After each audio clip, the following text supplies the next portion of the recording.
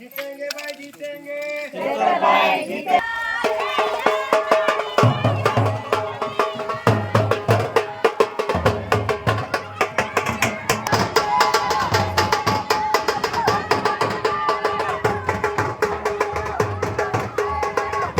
હવે 3 મહિનાથી શકુંતલાબેન પણ અંદર હતા અને ચૈતરભાઈ પણ અંદર હતા, પણ હવે બંને બહાર આવી ગયા છે. એટલે અમારા પરિવારમાં ઘણી ખુશી છે.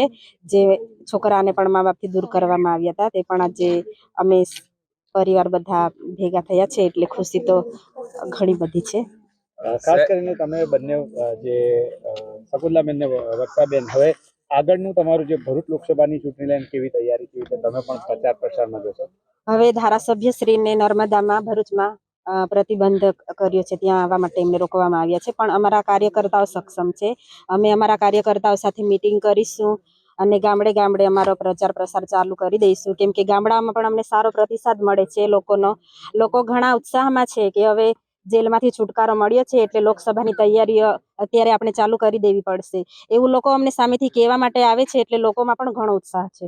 બેન, વાત કરીએ તો 3 મહિના સુધી ચૈતરભાઈ અને શકુંતલાબેન જેલમાં હતા.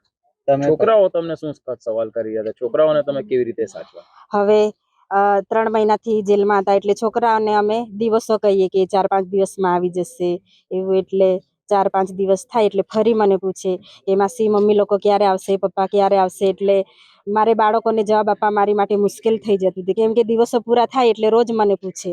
એટલે મારા માટે પણ ઘણી મુશ્કેલી હતી બાળકોને જવાબ આપવા માટે, કેમ કે બાળકોને તો આપણે કહીએ એટલે એ દિવસની રાહ જોતા હોય છે કે ના, કીધું છે એટલે ખરેખર 4-5 દિવસમાં આવી જશે. પરંતુ તે દિવસ પછી પાછી આગળની તારીખો પડતી હતી, એટલે મારા માટે પણ ઘણી મુશ્કેલી પડતી હતી બાળકોને જવાબ આપવા માટે. બાળકો પણ અત્યારે ઘણા ખુશ છે. પપ્પાને મળ્યા, મમ્મીને મળ્યા, એટલે ઘણા ખુશ છે બાળકો. આયોજન કેવું રહેશે? હવે અમારું આયોજન લોકસભાની ચૂંટણીની તૈયારી જ અમે કરીશું, અને અમે ભરૂચ લોકસભાની ચૂંટણી બહુ જંગી મતોથી જીતીશું, અને આનો બદલો અમે લોકસભામાં જરૂરથી લઈશું.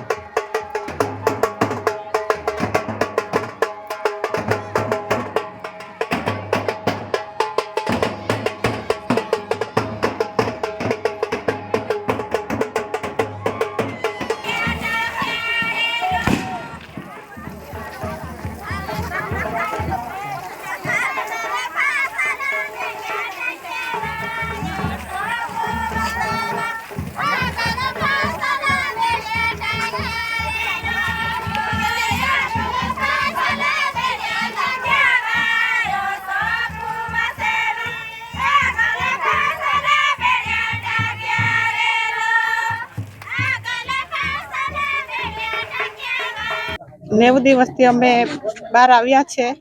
અમને જેલમાં તો એમ કઈ તકલીફ નથી પડી. કેદી બેનો જેવા રહેતા હતા એવી રીતે અમે સાથે મળીને રહેતા હતા, નીતિ નિયમ પ્રમાણે જેલના. હા, અમને વન વિભાગ દ્વારા ખોટી રીતે FIR કરી અને અમને ફસાવવામાં આવ્યા છે. હા, અમે આવનાર લોકસભામાં ઉમેદવારી નોંધાવાના છે. અમે બધા સાથે મળીને બધા અમારા પાર્ટીના કાર્યકરો, આગેવાનો, બધા આદિવાસી સમાજના આગેવાનો સાથે મળીને અમે બધા મહેનત કરીશું અને લોકસભા જીતીશું. અમે ઘરે હાજર હતા, એવામાં વન વિભાગના કર્મચારીઓ અને જે કપાસના ખેડૂત ભાઈઓ છે એ ઉખેડી નાખેલો, એટલે અમારા ઘરે સમાધાનની અને વળતર આપવા માટેની વાતચીત કરવા માટે એ લોકો ઘરે આવ્યા હતા. પછી મારામારી થઈને એવો કેસ જે મૂકવામાં તમારી પર આવ્યો આરોપ મૂકવામાં આવ્યો છે છે એ આરોપને તમે કેવી રીતે જોઈ રહ્યા છો? એ ખોટી રીતે અમને ફસાવવામાં આવ્યા છે. એવું કંઈ આરોપ થયો નથી. ભાજપ સરકાર દ્વારા અમને ખોટી રીતે ફસાવવામાં આવેલા છે. બેન, 60,000 લોકસભાની ચૂંટણી રૂપિયા આવે છે એટલે 60,000 નું અત્યારે તો હું મારા ગામ ભુગજ ખાતે જવાના છે. લોકોને તો અમે આ કેસમાં અમને ખોટી રીતે ફસાવવામાં આવ્યા છે. લોકસભાની ચૂંટણી આવે છે તો ચૈતર વસાવા ચૂંટણી ના લડી શકે એટલા માટે અમને ભાજપ સરકારે ખોટી રીતે આ કેસમાં ફસાવીને અમને જેલમાં મોકલેલા છે. એટલે લોકોનો તો અમારા સાથે સાથ સહકાર રહેશે, અમને સમર્થન આપશે અને આ લોકસભાની ચૂંટણી ચૈતર વસાવા લડશે અને અમે જંગી બહુમતીથી જીતીશું.